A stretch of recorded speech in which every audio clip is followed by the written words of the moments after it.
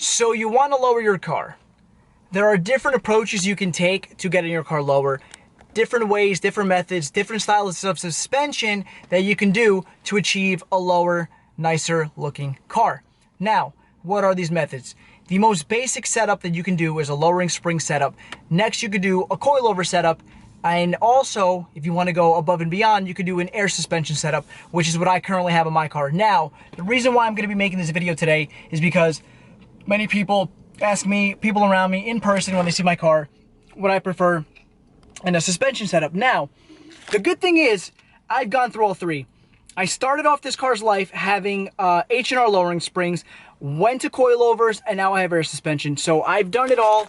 I've lived with a good amount of time each because I had my springs on for about a year, coilovers were on for about a year, and now I've had my air suspension on since November, and we're in March. So I've owned every style of suspension for a good amount of time to know what I like and dislike about everything. Now, mind you, there are other methods to lowering your car that I really don't recommend. You know, a lot of people, you see them online, they'll lower their cars on washers or, you know, just a rod of metal suspension or hockey pucks. I've even seen something like that. Like I said, do your thing. That's cool. Not for me. I'll do it the right way. But anyways, we're going to get into this video. People really want to know, you know, the advantages, disadvantages, and what you should do when it comes to lowering a car. And hopefully this video will help you choose the route that you want to go. The most cheap and the most basic setup you can get when it comes to suspension would be lowering springs. Now, springs are nice. It gives you a nice, subtle, low look to the car. It can give you anywhere, you know, depending on what you buy, from an inch to maybe up to 2 inches of a low drop. But now the only thing with that is you can't adjust it. There's no adjustability with lowering springs. What you get is what you get. If you want to go lower or you want to maybe raise it up, you can't. So when you put them on, what you see is what you get after they settle. And it is the cheapest option. I know for my R56, my lowering springs only cost me like 200 bucks. And the car was good. It looked nice with the wheel setup that I had originally. Now, not that the wheels were nice, but what I mean is that the drop was good. It wasn't a drastic, you know, drop. The car wasn't slammed. It wasn't too high up. It was subtle. It was nice. Lowering springs are a good way to get into a low car scene if you're trying to lower your car. Like I said, it's the most affordable. You might only be spending a couple $100s for them. Easy install, makes your car look good and low. What I loved about it was that the car handled great. It felt very much stock-like with the car being lowered. Handled better, really nice. Lowering springs are a good first, I guess, suspension mod that you can do with the car if you're looking to spend something cheap and affordable. Now, the debate comes when you go, what's better, coils, bags? If you want to do coilovers, air suspension, you want to bag a car, coilovers are amazing. The coils I had were not very good. I will be the first to say it. Racelands, they're out of 10, maybe I'll give them like a 6, 6.5 out of 10 at most. They're not the best, but they're not the worst. I've been in many cars with the coilovers, and they're okay, a little bumpy, stiff and bumpy. It's kind of weird, but anyways, coilovers are good, affordable way to lower your car. Now, if you go for something, maybe let's say you want to get a company like Fortune Auto, BC Racing, two very affordable coilover companies that allow all adjustability, you know, camber adjustments, has adjustable dampers up top. It's really nice. You can control the way the car rides. Coilovers are a really nice way, either if you want to, you know, slam your car, you want it to handle for a track feel, you could do all of that with coilovers. Amazing thing. The ones I had, you couldn't do any of that stuff. Everything, you know, it was fixed damping, dampers, I'm sorry, it was fixed dampers, all of that. So they were okay. Coilovers, you know, depending on the way you want to go, your direction in the car, you want to track it, you can do something like BC, amazing coilovers. Fortune Auto, amazing coilovers. You know, you can also go higher up, you know, Olin's, KW, if you want to spend, you know, 3-4 grand on suspension, that's cool, that's fine. Coilovers are amazing depending on what application you're using it for.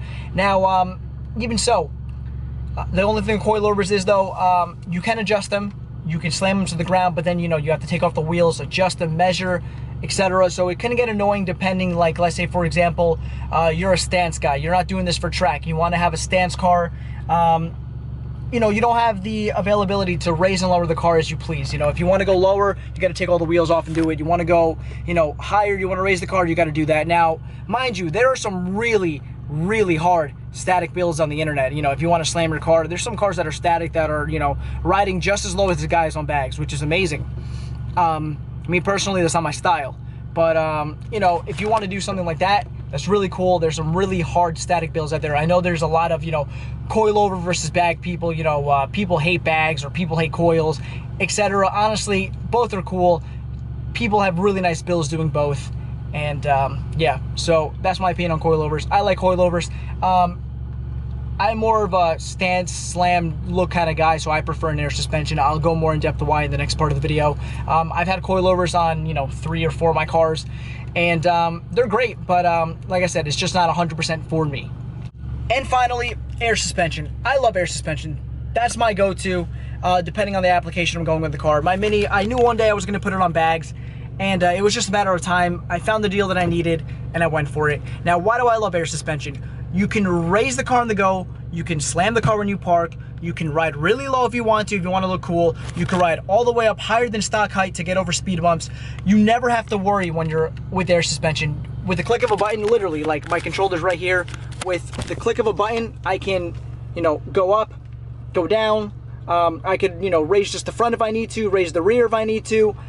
There are so many benefits to air suspension. The only negative part of air suspension is it's not cheap.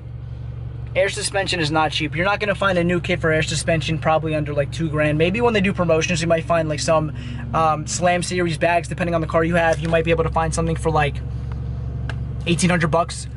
If you go in the used market, some people don't like to buy used. I mean, if you know where you're buying from or who you're buying from, sometimes you could go that route. Like I said, I bought them used. I got a crazy deal on my air suspension. I know the guy. I know that they were good. I've had them on my car, you know, since November, where 5 months later, I've had no problems with them. They've never frozen in the winter when I have driven my car in the winter. So no complaints about my setup now. Everything's smooth. Not one problem I've had personally. I know some people that have coilovers, you know, always complain, oh, there's too much to bags. You got to run the wiring. There's air lines. They freeze in the winter. Look, if you maintain, you drain your tank, you know, every couple of days in the winter to get all the water out of the line so they don't freeze, you're not going to have any problems. So look, everything is maintenance, all right? Same thing with coilovers, for example. You know, if you don't grease them up and you don't put like any anti-seize on the threads, your threads can lock up. You might not be able to adjust your coilovers. It's the same kind of thing in a way, you know? You just got to make sure that you're keeping your parts on your car up to date. You're doing the proper maintenance on them, and they're gonna last. And the good thing with air suspension as well, so if you get a Performance Series air suspension, it comes with top camber plates.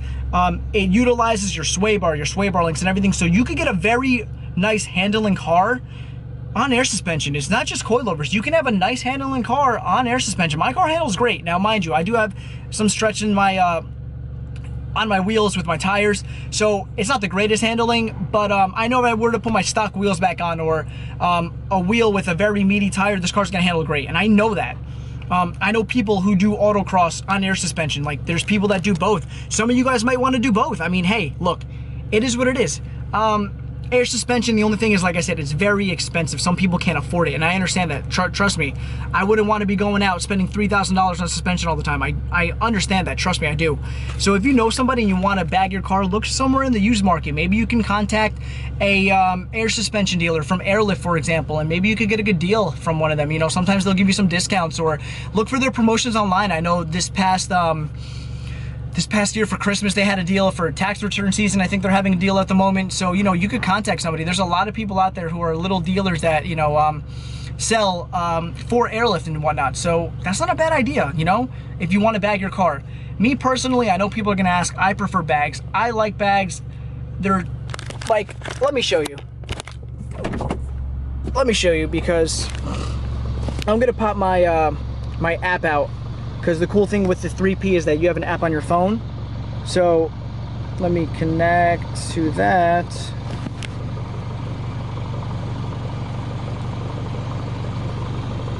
Hold on, I'm connecting right now on my phone, just so I can give you guys a glimpse of like what I'm talking about when it comes to the air suspension stuff. So, all right. My suspension is, oh, it's a little bright, I'm sorry guys.